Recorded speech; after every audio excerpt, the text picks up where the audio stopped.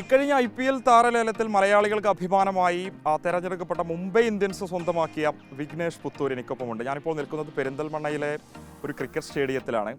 ഇവിടെ വെച്ചാണ് വിഘ്നേഷ് പരിശീലനം ചെയ്ത് ഈ വിധത്തിൽ ലോകത്തിൻ്റെ നെറുകയിൽ തന്നെ എത്തുന്ന രീതിയിൽ അഭിമാന താരമായി മാറാൻ പോകുന്നത്. ആ പരിശീലനമൊക്കെ തന്നെ ഇവിടെ വെച്ചായിരുന്നു വിഘ്നേഷ് ചെയ്തിരുന്നത്.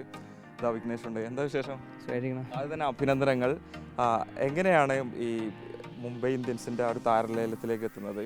വിഘ്നേഷിൻ്റെ ക്രിക്കറ്റ് ജീവിതം എങ്ങനെയായിരുന്നു?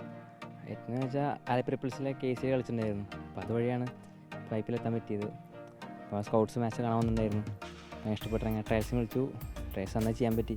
അപ്പം അങ്ങനെയാണ് ഞാൻ വിളിക്കുമ്പോൾ ഒരു പ്രതീക്ഷയല്ല, പക്ഷേ കിട്ടി പോയത്. പ്രേക്ഷകർ അറിയാൻ വേണ്ടി പറയുന്നതാണ്, വിഘ്നേഷ് മലപ്പുറം പെരിന്തൽമണ്ണ സ്വദേശിയാണ്. പെരിന്തൽമണ്ണയിൽ എവിടെ?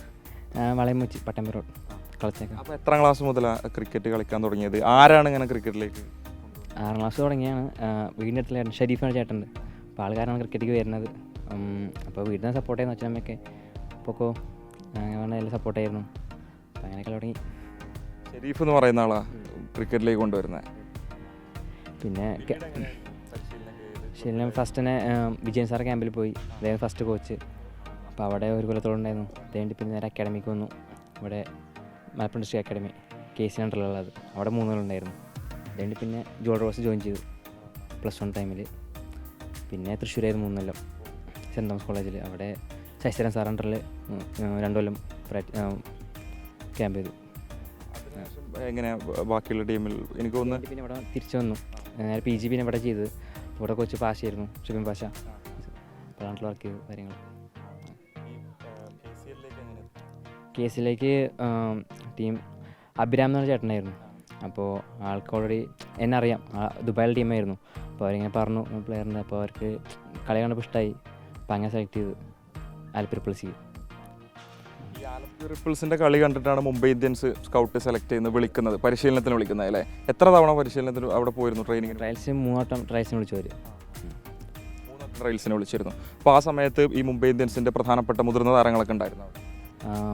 മലയാള ജാഥ ഉണ്ടായിരുന്നു. പിന്നെ പൊള്ളാട്, ഹാർദിക് പാണ്ഡ്യ 3 പേരുണ്ടായിരുന്നു. അപ്പോൾ ഈ സീനിയർ താരങ്ങൾക്ക് ആർക്കെങ്കിലും ബോൾ എറിയാൻ കഴിഞ്ഞോ? അവരോട് സംസാരിച്ചോ? അവർ വിഘ്നേഷിനോട് എന്തെങ്കിലും പറഞ്ഞു? ജയവർദ്ധ ഒന്ന് സംസാരിക്കണേ. മീൻസ് എങ്ങനെ എറിയേണ്ട കാര്യങ്ങളൊക്കെ കുറച്ച് സംസാരിച്ചു. പിന്നെ ഹാർദിക് പാണ്ഡ്യക്ക് ബോൾ ചെയ്യാൻ പറ്റി, കുഴപ്പമില്ല ചെയ്തു. അതായത് ചൈനാമാൻ എന്ന് പറയുന്ന ഒരു പ്രത്യേക ശൈലിയാണ് വിഘ്നേഷിൻ്റെ ബോളിംഗ് രീതി. അത് ഹാർദിക് പാണ്ഡ്യക്ക് ഉൾപ്പെടെ ഇഷ്ടപ്പെട്ടു എന്നുള്ളതാണ്. എന്താ ഹാർദിക് പാണ്ഡ്യ പറഞ്ഞു? എന്നാൽ ചെയ്യേണ്ടി പറഞ്ഞു. അത്ര നെറ്റ്സ് ജസ്റ്റ് പ്രാക്ടീസ് ആയിരുന്നു. എന്നാൽ ചെയ്യേണ്ടി പറഞ്ഞു, അത്രേ ഉള്ളൂ. ഇതിൽ ഏറ്റവും പ്രധാനപ്പെട്ടത് ഈ താരലേലം പൂർത്തിയായി, ഓരോ ടീമുകളുടെയും ലേലം പൂർത്തിയായ ഒരു പ്രോസസ്സ് പൂർത്തിയായി മടങ്ങാൻ നിൽക്കുന്ന സമയത്താണ് മുംബൈ ഇന്ത്യൻസ് വിഘ്നേഷിനെ ആവശ്യപ്പെടുന്നത്. ഒരു മലയാളിയെ സംബന്ധിച്ച് ഏറെ അഭിമാനമുണ്ടാകുന്ന നിമിഷമാണ്. എത്രയായിരുന്നു അതിൻ്റെ പേയ്മെൻ്റ് ആയിട്ട് വന്നത്? ആ പ്രോസസ്സ് എങ്ങനെയായിരുന്നു എന്നറിയാം? അൺകേപ്പ് പ്ലേയേഴ്സിന് പൊതുവെ ബേസ് പ്രൈസ് 30 ലക്ഷമാണ്. അപ്പോൾ അതിൽ എടുക്കും. അതായത് മുംബൈ ഇന്ത്യൻസ് വിഘ്നേഷിനെ ആവശ്യപ്പെട്ടതാണ്. മീൻസ് ലിസ്റ്റ് ആവശ്യമുണ്ടായിരുന്നു. അപ്പോൾ അങ്ങനെ എടുത്തായിരിക്കും. അന്ന് മുംബൈയിൽ പോയി അവരുടെ മുൻപിൽ ബോൾ ചെയ്ത് അവർക്ക് ഇഷ്ടപ്പെട്ട് അവർ സെലക്ട് ചെയ്തു അല്ലേ? ഹാർദിക് പാണ്ഡ്യയും പൊള്ളാടും ജയവർദ്ധൻ ഉൾപ്പെടെ കണ്ട് വിഘ്നേഷിൻ്റെ ബോളിംഗ് ഇഷ്ടപ്പെട്ടായിരിക്കും. ഈ ബോളിംഗ് സ്റ്റൈൽ എങ്ങനെയാ? ഈ രീതിയിലുള്ളൊരു സ്റ്റൈൽ എങ്ങനെയാ ഉണ്ടാക്കിയെടുത്തത്? നോർമലി നാച്ചുറൽ വന്ന കാര്യങ്ങൾ.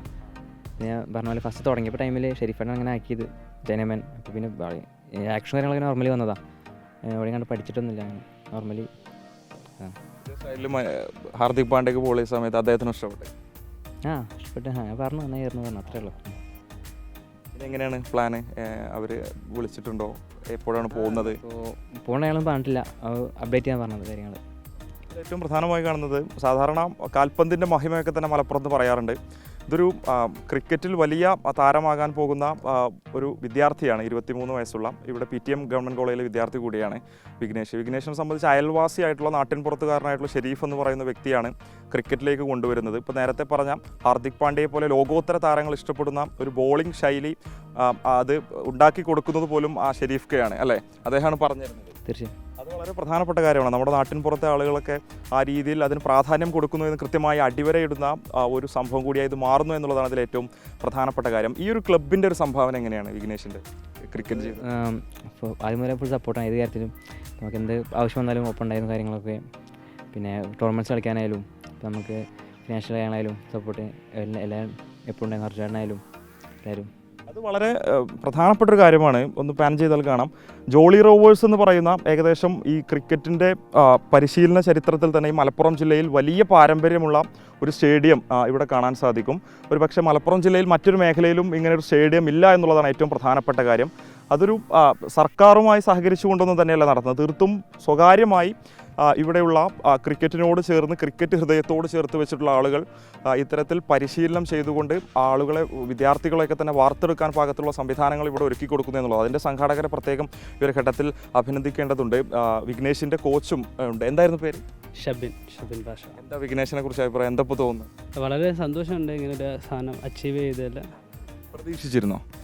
അവൻ ട്രയൽസിന് പോകുന്ന കാര്യങ്ങളൊക്കെ വിളിച്ചു പറയുമ്പോൾ ഒരു പ്രതീക്ഷ ഉണ്ടായിരുന്നു. നമുക്ക് മുംബൈ ഇന്ത്യൻസ് വിളിക്കും എന്നുള്ള, കയ്യിൽ പൈസ ഉണ്ടെങ്കിൽ തീർച്ചയായിട്ടും വിളിക്കുന്നൊരു പ്രതീക്ഷ ഉണ്ടായിരുന്നു. എത്ര വർഷമായിട്ട് വിഘ്നേഷിന് പരിശീലനം കൊടുക്കും? ഞാൻ ഇതിനു മുന്നേ അവനോട് കളിച്ചുകൊണ്ടിരിക്കുകയായിരുന്നു. കോച്ചിങ് അവൻ കളിക്കാൻ തുടങ്ങി. ഇപ്പം പെരിന്തൽമണ്ണയിൽ കളിക്കാൻ വരുന്നത് മുതൽ നമുക്കറിയാം.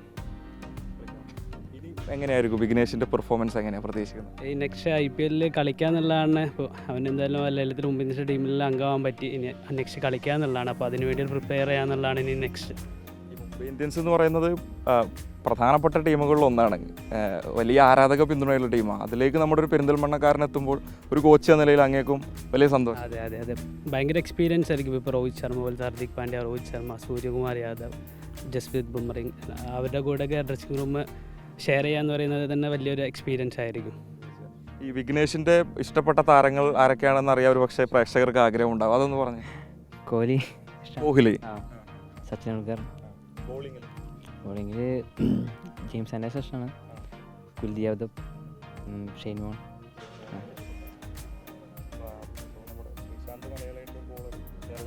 തീർച്ചയായും അങ്ങനെ ഒരാളായി വരാൻ എല്ലാവിധ അവസരങ്ങളും ഉണ്ടാവട്ടെ എന്ന് ആദ്യമേ പറയാം.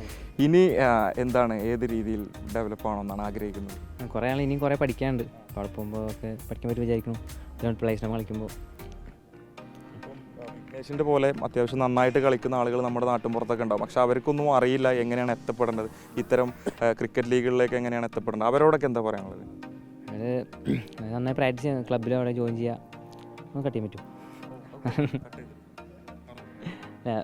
അക്കാഡമീസിൽ ഞങ്ങൾ ജോയിൻ ചെയ്യുക, പ്രാക്ടീസ് ചെയ്യുക കുറച്ച് നന്നായിട്ട്. പിന്നെ ടൂർണമെൻറ്റ്സ് കളിക്കുക. ഓൾ കേരള ടൂർണമെൻറ്റ്സ് കളിക്കുമ്പോൾ തന്നെ അവരൊക്കെ വാച്ച് ചെയ്യുന്ന കാര്യങ്ങളെല്ലാതും. അപ്പം അങ്ങനെ അവർ ടീമിലേക്ക് എടുക്കുന്നുണ്ടാവും. അപ്പോൾ കേസിലൊക്കെ എത്തിപ്പെട്ട് നല്ല എക്സ്പോഷറും കാര്യങ്ങളൊക്കെ. ഇപ്പോൾ കേസിൽ കാരണമാണ് ഇപ്പോൾ എനിക്ക് IPL കിട്ടിയത്. നമ്മൾ സാധാരണക്കാരായിട്ടുള്ളൊരു കുടുംബമാണെങ്കിലും ക്രിക്കറ്റ് കളിക്കാൻ താല്പര്യം ഉണ്ടെങ്കിൽ അത് ഇഷ്ടപ്പെടുന്ന ആളുകൾ നമ്മൾ സഹായിക്കാനുണ്ടാവും. നമ്മൾ അതിൽ നിന്ന് പിൻവാങ്ങരുത്. തീർച്ചയായും. ഇനി വൈകാതെ തന്നെ മുംബൈയിലേക്ക് എത്തും. എത്തും വിചാരിക്കുന്നു. അത് വിളിക്കും അവർ. അത് വളരെ പ്രധാനപ്പെട്ട കാര്യമാണ്. നേരത്തെ പറഞ്ഞ ജോളി റോവേഴ്സ് ക്ലബിൻ്റെ പ്രധാനപ്പെട്ട ഡോക്ടറുടെ പേരെന്തായിരുന്നു?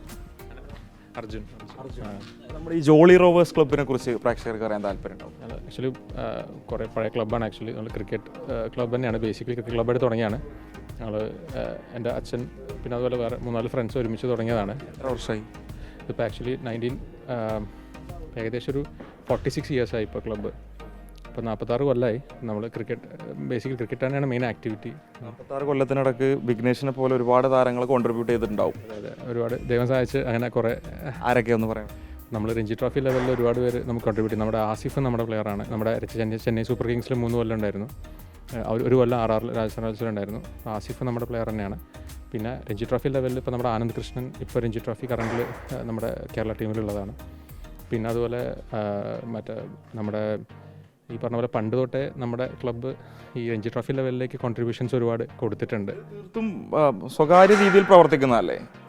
സർക്കാരിൻ്റെ ഒരു അല്ല, പ്രൈവറ്റ് സ്വകാര്യമായിട്ടും പ്രൈവറ്റ്. അതെ വളരെ പ്രധാനപ്പെട്ട കാര്യമാണ്. കാരണം ഈ മേഖലയിലൂടെ വളർന്നു വരാൻ ആഗ്രഹിക്കുന്ന ഇത്തരത്തിലുള്ള വിദ്യാർത്ഥികൾ, കുട്ടികളെ സംബന്ധിച്ച് അവരെ വാർത്തെടുക്കാൻ പാകത്തുള്ള സംവിധാനങ്ങൾ ഈ ക്ലബ്ബിലുണ്ട് എന്നുള്ളതാണല്ലേ? തീർച്ചയായിട്ടും. നമുക്കിപ്പോൾ ഈ പറഞ്ഞ പോലെ എക്സ്പീരിയൻസ് ആയിട്ടുള്ള കോച്ചസ് ഉണ്ട്. ഇപ്പോൾ പാഷ എന്ന് പറയുന്നത് നമ്മളിപ്പോൾ BCCI ലെവൽ 2 കോച്ചാണ്. അപ്പോൾ നമുക്ക് അത്രയും ഒരു എക്സ്പെർട്ടൈസ് നമുക്കിവിടെ പ്രൊവൈഡ് ചെയ്യാൻ പറ്റുന്നുണ്ട്.